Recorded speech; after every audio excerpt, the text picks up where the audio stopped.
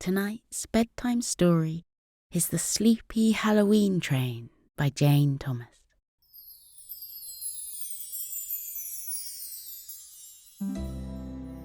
Koko is running along a corridor. "Woo!" he calls as he goes, his arms held out in front of him. "Woo! I'm coming for you!" Kira giggles and rushes into her room. She's about to close the door when she hears a bump, a thump, and a muffled "ow." Koko has ended up in a crumpled pile on the floor and he's fighting with the bedsheet, trying to get it off his head. Kira wants to help, but she's too busy laughing at him wrestling with the big white sheet. Koko eventually frees himself and rubs his head, a grin on his face. "I don't think I put the eye holes in the right place," he says, giving the wall a glare. "That's what you get for dressing up as a ghost and trying to scare me," says Kira. "Anyway, I thought we said you'd be a skeleton this year." She's right, as she so often is. Koko and Kira have agreed to go on the Halloween train, dressed traditionally as a skeleton and a big round orange pumpkin.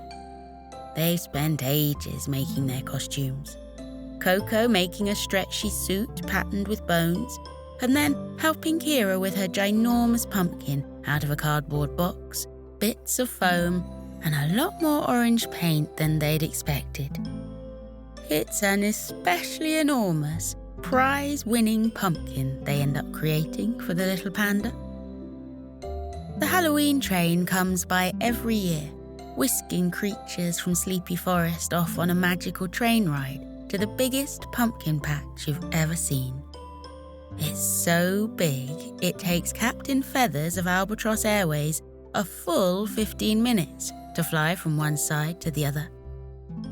There are rows and rows of pumpkins, ranging in size from those as small as a curled-up mouse to some as big as a decent-sized hippo. It's the perfect place for all the animals to go and get their Halloween pumpkins and bring them home for carving, ready to be placed out on their doorstep with flickering candles and twinkling fairy lights inside.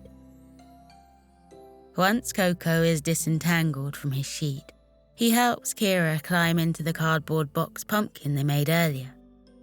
Then Koko puts on his skeleton suit and turns around for Kira to help with the zip. She tries her best to help him, but her arms are now mostly inside the pumpkin, so she can't be particularly useful. But eventually, with a bit of a wiggle and a lot of a jiggle, Koko is zipped up and dressed as well. They walk side by side to the train station, picking up friends along the way, so by the time they arrive at Sleepy Forest Central, there's quite a gaggle of the traditional pumpkins, cats, and friendly witches, along with a clutch of firefighters, adorable dinosaurs, and more. Together, Cuddle the Puggle and her kangaroo friend Kevin make up a bright pink horse. They all stand around on the platform, an air of excitement building as the time of the train's arrival gets closer and closer. Then they hear a whistle in the distance, and everyone cranes their necks to see, spotting a plume of smoke that gets bigger and bigger as the Halloween Express nears. Finally, the bright orange train chugs into the station, a squeal of brakes, and a final puff of smoke, bringing it to a halt.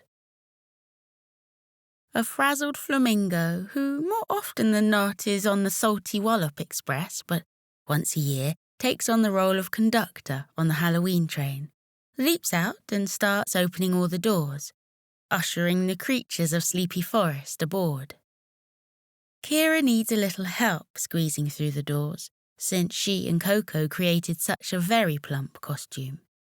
But finally, with a satisfying pop and a plop, they're through, and finding seats in the carriages. Silver and gold cobwebs have been hung from the ceilings, and on all the tables are smiling carved pumpkins lit from inside by fireflies that dart around and around.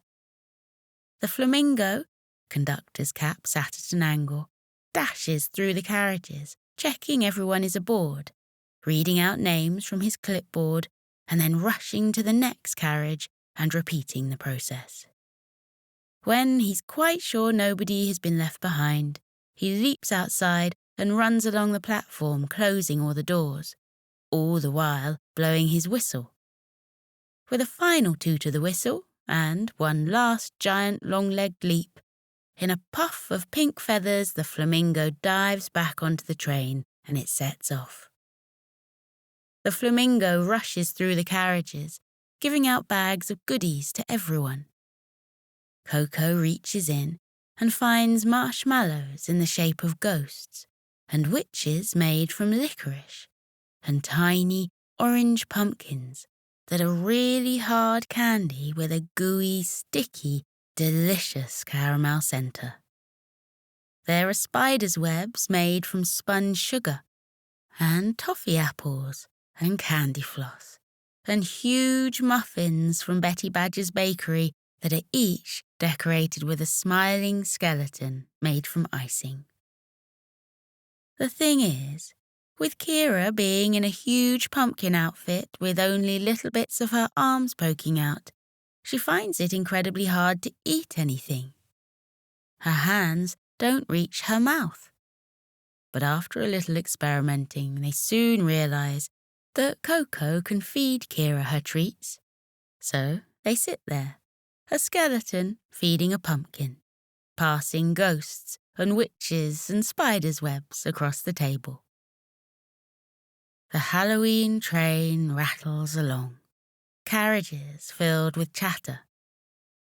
Outside, the huge orange pumpkin of the sun has already settled into its bed, and stars have come out to light up the sky.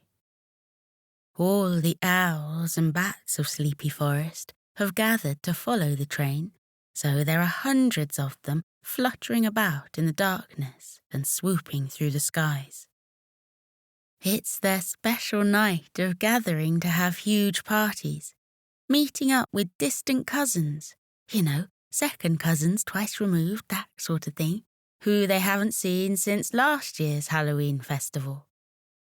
Sometimes they just fly around, clouds of bats heading in no particular direction, and sometimes they organise themselves so they can fly together and look exactly like a witch on a broomstick heading up towards the stars, or a giant pumpkin somehow floating through the sky with masses of fireflies lighting up the inside.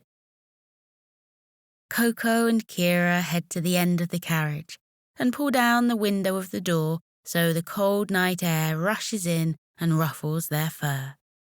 And they wave at the owls that come swooping by, wings outspread, eyes wide and smiling, performing tricks and manoeuvres that they've spent the last year practicing. An upside-down owl doing a loop-the-loop at top speed, all the while keeping up with the chugging train, is really quite something. As they watch, the bats take on the shape of a black cat, flying by on a broom. Kira remembers she learned a poem about a train in school. She scratches her head trying to remember how it goes. As they dash through a station, the poem comes back a little more clearly. She sees hedgerows all lit up from within by glowworms, and distant hills are silhouetted against the sky that's now bright with stars. And she remembers a little more of the poem. She taps her paw up and down on the edge of the carriage in time to the train, feeling its rhythm as it rushes along the tracks.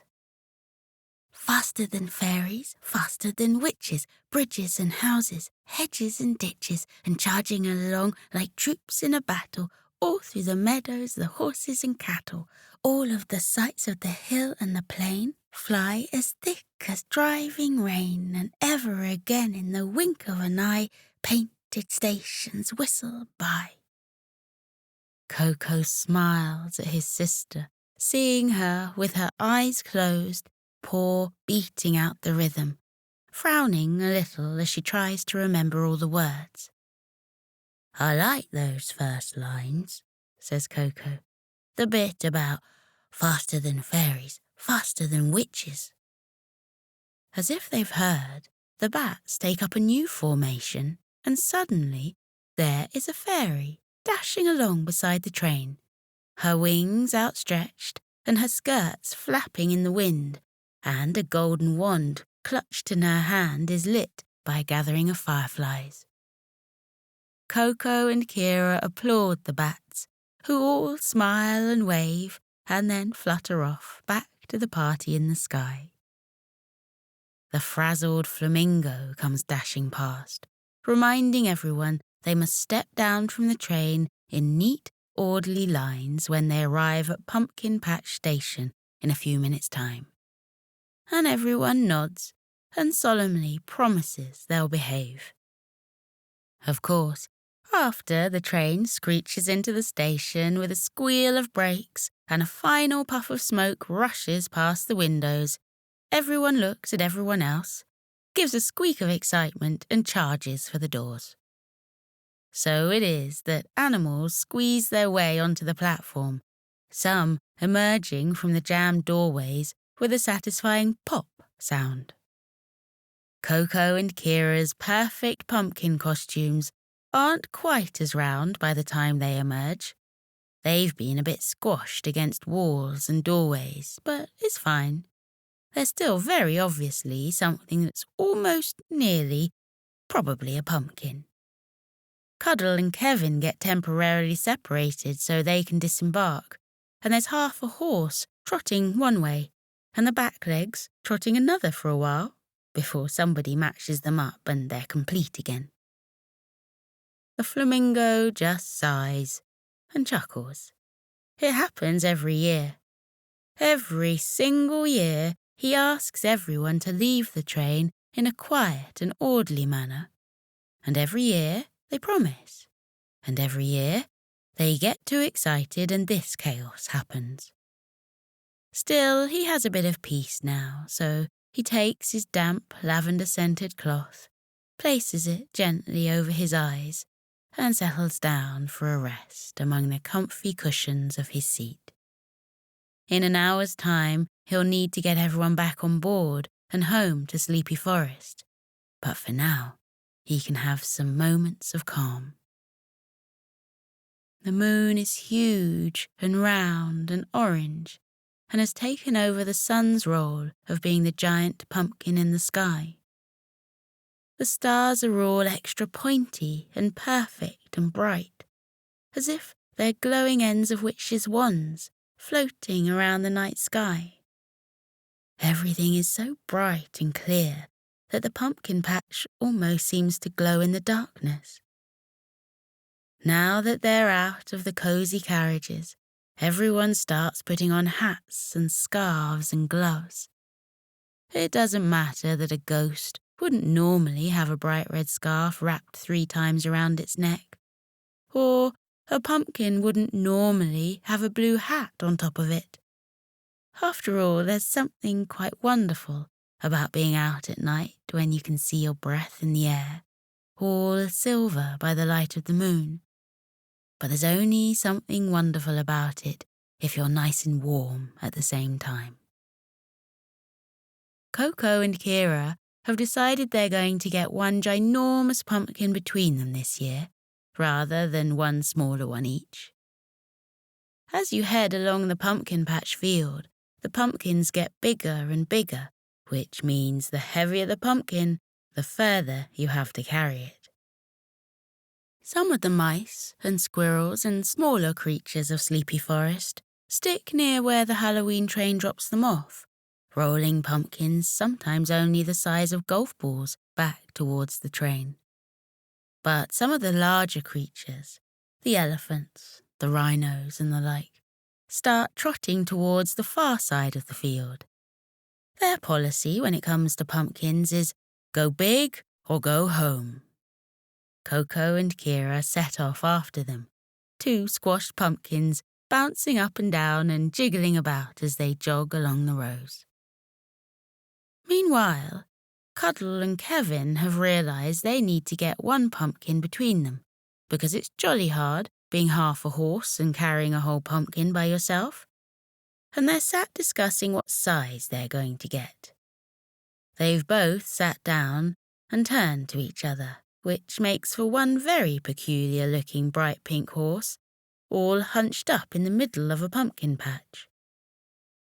Koko and Kira keep on going, past the pumpkins as big as a curled-up cat, past the pumpkins that would make a very solid side table, and past the pumpkins as big as Kira's snow-white panda belly.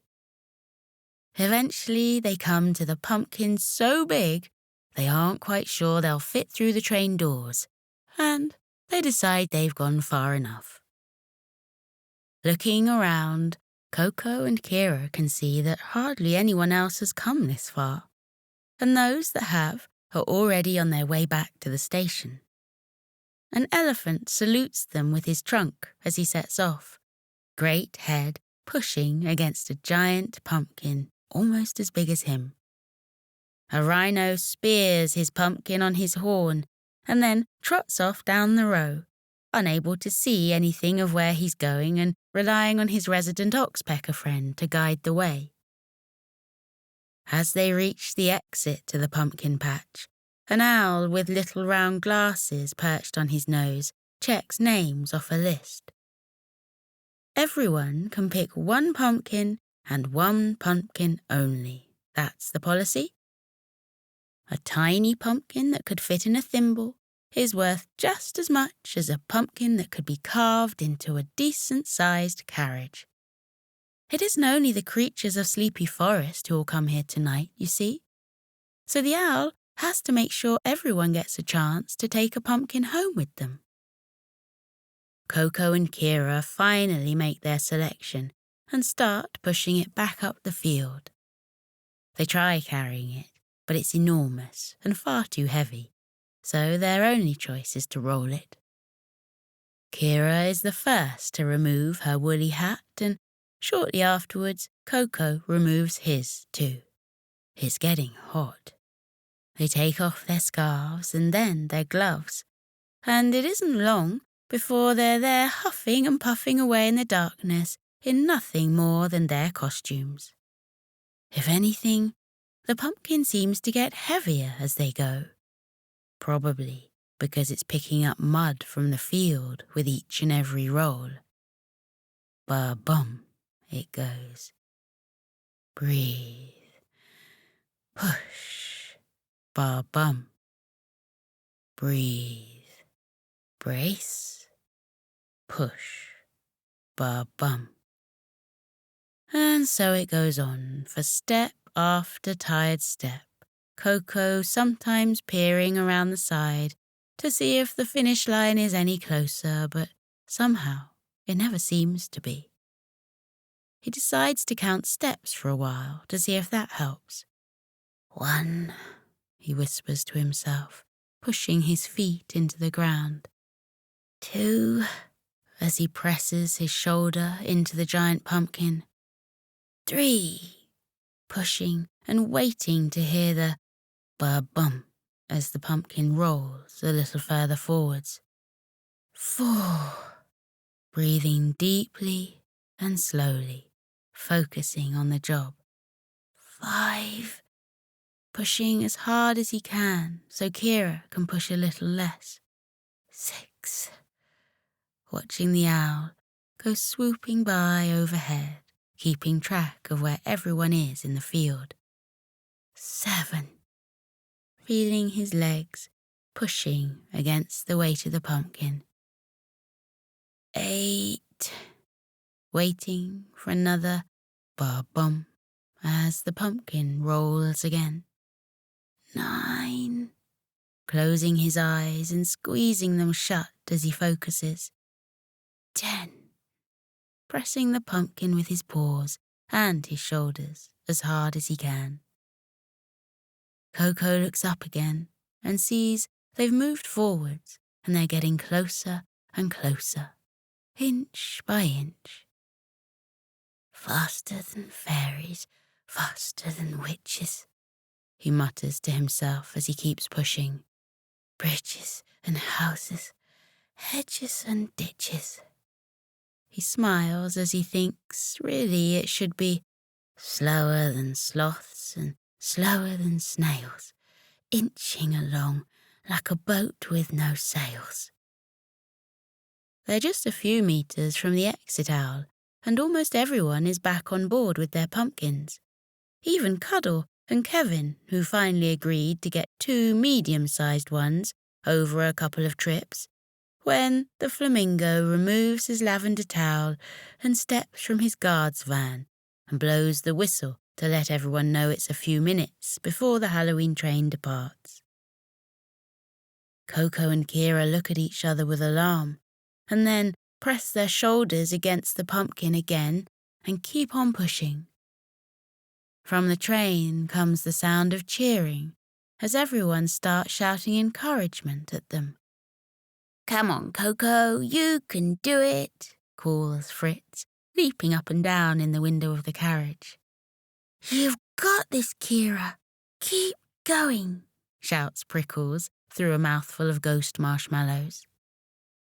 As they pass the owl, he runs his beak down the list, then checks off their names, and they start to push the giant pumpkin onto the platform. There are hisses of steam and clouds of smoke as the train begins to wake up. And by now, all the bats and owls in the sky are fluttering above the station, cheering Koko and Kira and shouting down to them. It is Mumbles the elephant who helps the most though, stepping down from the carriage and squeezing the pumpkin through the doors. He scoops up Koko and Kira with his trunk and hauls them into the carriage, so the train can blow its whistle and start to pull away from the station. The flamingo gives an exhausted toot of his whistle, which is barely heard by anyone, so loud is the applause for the brother and sister who got the very biggest pumpkin on board. There is chatter for a while, everyone comparing pumpkins and saying how they're going to carve them and how hard it was to pick exactly the right one. And then the flamingo comes through and asks everyone to stand up, so they stand in the aisle, and he bustles about with the seats and the tables, and suddenly everything is transformed and there are rows of bunk beds lining the carriages. On one of the beds is a rolled-up blanket and a big plump pillow, and there are little curtains that can be closed so every animal can disappear into a cosy little nook and nap their way back to Sleepy Forest. Koko is so tired from pushing the pumpkin, he can barely climb the ladder up to his upper bunk, but he clambers up, 1 step, 2 steps, 3 steps, finally 4 steps, and he falls onto his bed. He unrolls the blanket and wraps it around himself, pulling it right up to his chin and curling up in a tight little ball in his bed.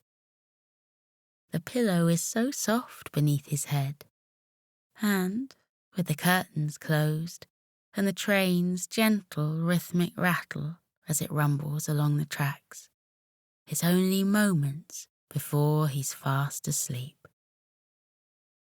That night, as the train heads through the darkness, faster than fairies, faster than witches, bridges and houses, hedges and ditches, Koko dreams of flying on the back of an owl over the pumpkin patch.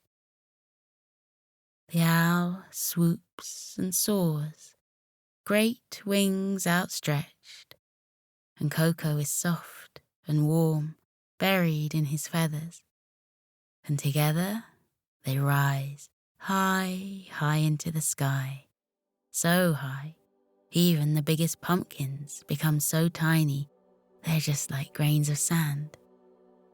So high they're rising above the tallest trees of Sleepy Forest, looking down on the silver river that threads its way this way and that. So high that Koko can reach out and touch the stars.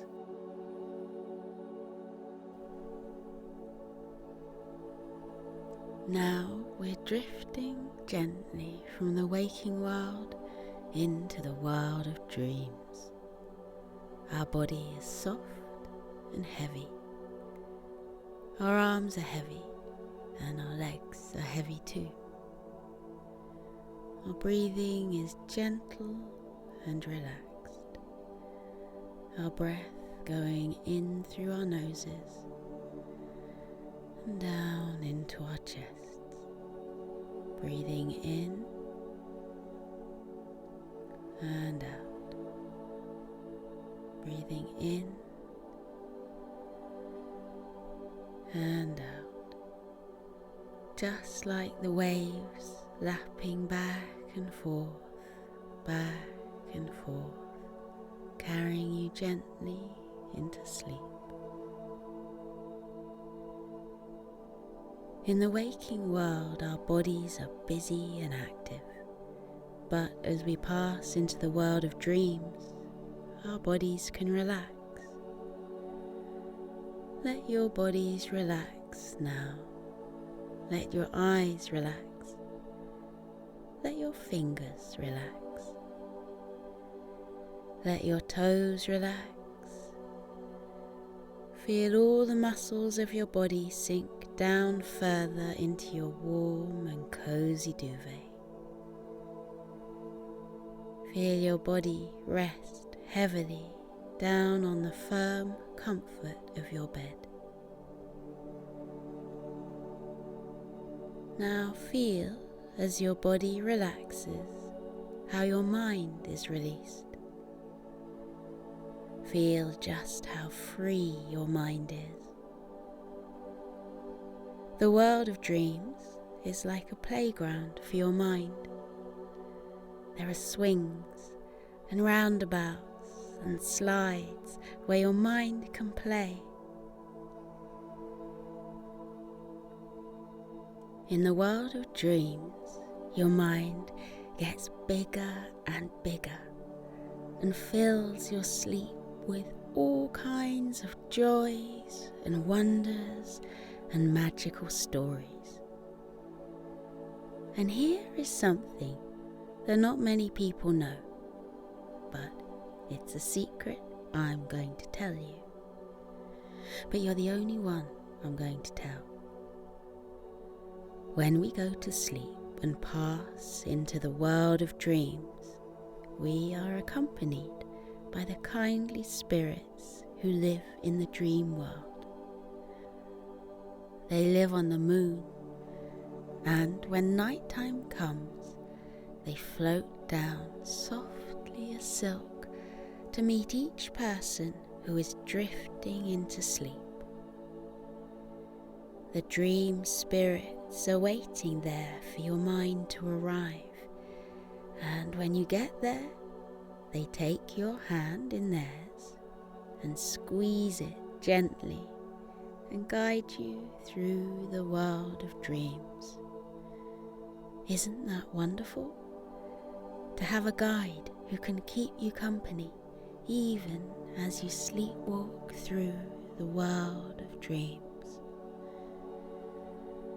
They take you by the hand, they give you a friendly squeeze, they guide you into sleep. The spirits of the dream world ask you, what would you like to dream about tonight?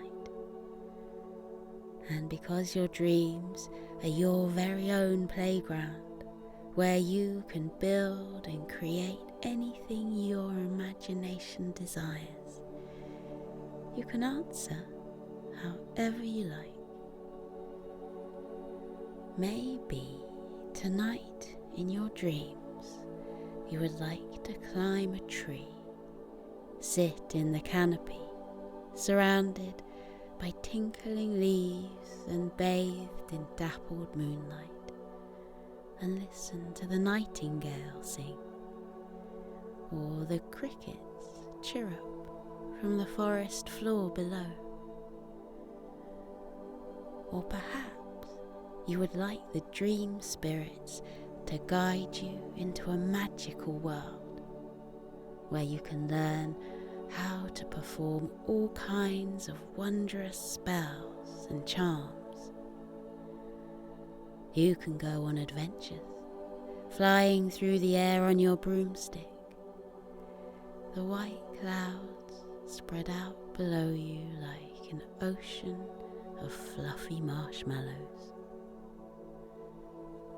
Or maybe you'd like to visit a magical zoo, full of rabbits and puppies and kittens whose fur is so soft and comes in all kinds of different colours, brown and white and black, but also purple and green and blue. In this zoo you can find all kinds of animals that you can't find in the waking world. Animals people in the waking world say couldn't possibly exist. But they do. They do exist. And you know why? Because your mind is so powerful and rich and magical that in the world of dreams, anything is possible. Your imagination is an enchanted place. It can create whole worlds out of thin air, out of nothing. Anything your heart desires can be found in the world of dreams. So let your eyelids be heavy. Let your body sink into the warmth of your duvet. Let your body drift into a deep and peaceful sleep.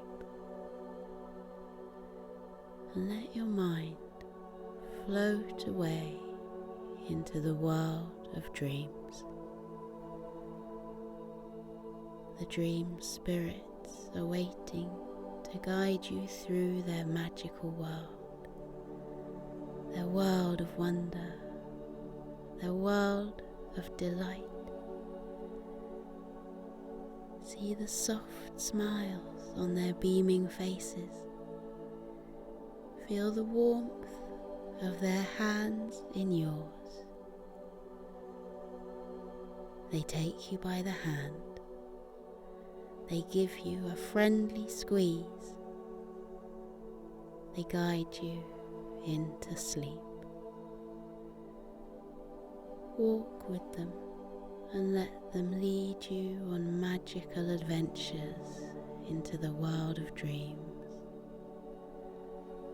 To jungles of green leaves with all kinds of creatures ready to show you their lives. To castles built out of clouds. To rivers bright as rainbows for you to swim down. To crackling campfires next to lakes where the pitter-patter sound of rain sounds like the gentle tinkling of music. Remember to thank your dream spirits for guiding you lovingly through the land of dreams. Say, thank you, dream spirits. And when you say, thank you, dream spirits, the dream spirits will say, thank you back. Because the dream spirits are just as lucky to accompany you through your magical dream world as you are, that the spirits are there to guide you. So let your eyes close. Let the lids fall heavy. Let every part of your body, from the top of your head to the tips of your fingers and toes, be warm and heavy and sleepy. Let your mind slip into the peaceful world of sleep, where anything is possible. Good night.